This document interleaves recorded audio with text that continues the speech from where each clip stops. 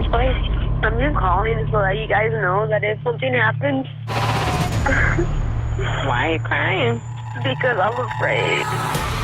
What, your roommate? I'm scared of him.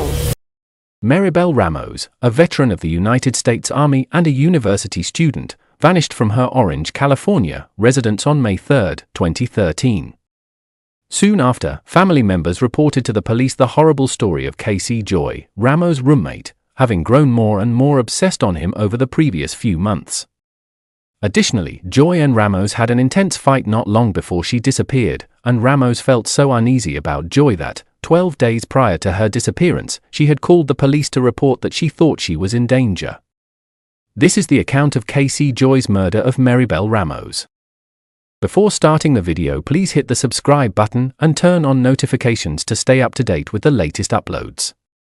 Maribel Ramos was born on November 22, 1976. As a child, Ramos was a kind, diligent, and aspirational individual. According to her loved ones, she was a tomboy who aspired to work in police enforcement. Ramos worked as a security guard for Kmart for a short while after graduating from high school before enlisting in the U.S. Army in August 2001. Following the terrorist acts of 9/11, Ramos deployed overseas in that same year. She was honorably discharged from the military in 2008 after serving 2 combat deployments in Iraq.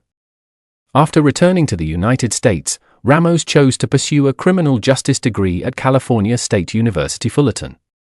She and her mother moved into an apartment in Orange, California, and stayed there until her mother passed away in 2009. Ramos, who had the flat to herself, asked her sister Lucy Gonzalez if she would like to move in. Gonzalez sadly declined her request, saying that she and her daughter were content with their current situation and would move in if Ramos was unable to locate a roommate. After deciding to post a roommate wanted listing on Craigslist, Ramos started to get some interest. However, one was very noticeable.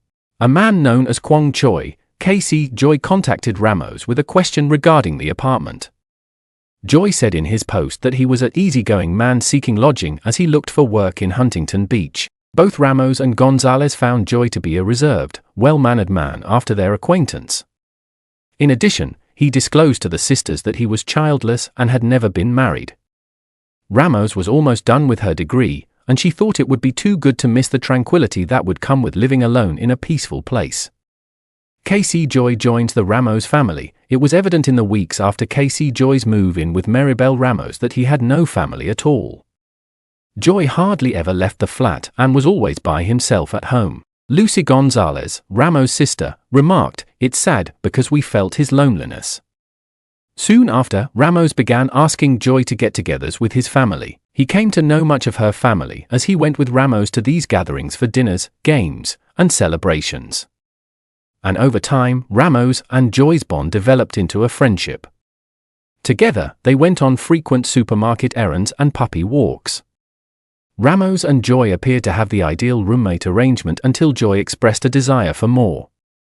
Joy called Gonzalez during the summer of 2012. He told her he was in love with Ramos and that he intended to wed and raise a family with her. Gonzalez, clearly stunned, told Joy that although he deserved what he was seeking, Ramos had no interest in him in that particular sense. Later, Gonzalez informed Ramos about the conversation and suggested that she reject Joy right now to prevent things from getting out of control. Joy apparently told Ramos in a conversation that she had no romantic interest in him. Additionally, Joy appeared to have handled the rejection well at first. But gradually, he began to take extreme steps in what seemed to be an effort to persuade Ramos to reconsider his mind. He reportedly paid over $10,000 for plastic surgery to look younger, bought an entire new outfit, got a tattoo, and paid for Ramos to go on a cruise. It was immediately clear that Casey Joy and Maribel Ramos's relationship had changed from friendly to compulsive. Maribel Ramos misses out. On May 3, 2013, Maribel Ramos did not show up for a weekly softball game, which was unusual for her. Her family and friends made multiple attempts to get in touch with her, but they were unsuccessful. When her relatives went to check on her at her apartment, they found her missing. They reported her missing after failing to locate her. Authorities started looking into Ramos's case right away. The night before she vanished, at 7:15 p.m., surveillance tape captured Ramos dropping off her rent check. She hadn't been spotted in public before. Casey Joy was the name that kept coming up when the police questioned her friends, family, and even guys that Ramos had met on Plenty of Fish. Casey, prior to her abduction, Joy was the last person to see Maribel Ramos. He admitted to investigators that he and Ramos had argued on May 2nd in the evening. Joy added that he had taken a lengthy drive after that. When he returned, Ramos had vanished. But after some time, the police discovered a disturbing piece of evidence, a panicked phone call Ramos had made to 911 just 12 days prior to her abduction. Ramos said, "I'm just calling to let you guys know that if something happens, that I did it because I was trying to defend myself," during the call, claiming to feel uneasy around her roommate. Police quickly discovered that Ramos had informed Joy that he would have to vacate the flat by the end of April 2013 due to his failure to pay his portion of the rent. Joy allegedly came up with several justifications in the weeks that followed as to why he was unable to move out. The disagreement reached a climax the evening before Ramos vanished, during which he informed Joy that he had to vacate the next day. Joy, furious, refused. In an attempt to persuade Joy to change her ways, Ramos finally gave her latest Plenty of Fish boyfriend, Paul Lopez, a call. Speaking over the speaker, Lopez threatened to come to the flat and move his belongings for Joy if she didn't remove them. That was Ramos' final call from his phone. Since Casey Joy and Maribel Ramos had a tumultuous relationship, police instantly identified Joy as a suspect. They discovered a violent and enraged past as they delved deeper into his past. His sister claimed that Joy was so violently angry that she had to get a restraining order against him.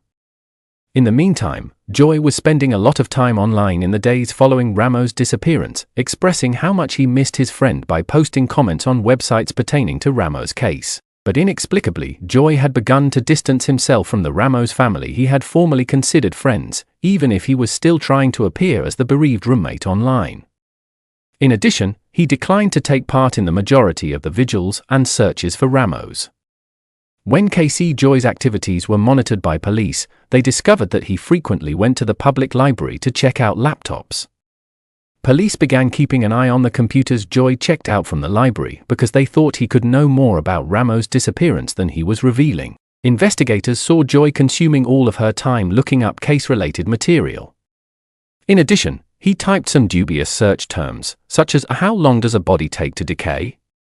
Authorities then observed as Casey Joy accessed Google Maps and focused on a tree in a distant canyon 2 weeks after Ramos vanished. Joy removed all traces of his internet history following this session, but not before the cops had located the tree. The police sent a search party into the canyon right once, and after only 30 minutes or so, they found Maribel Ramos' decomposing body buried in a small grave close to the tree Joy had identified.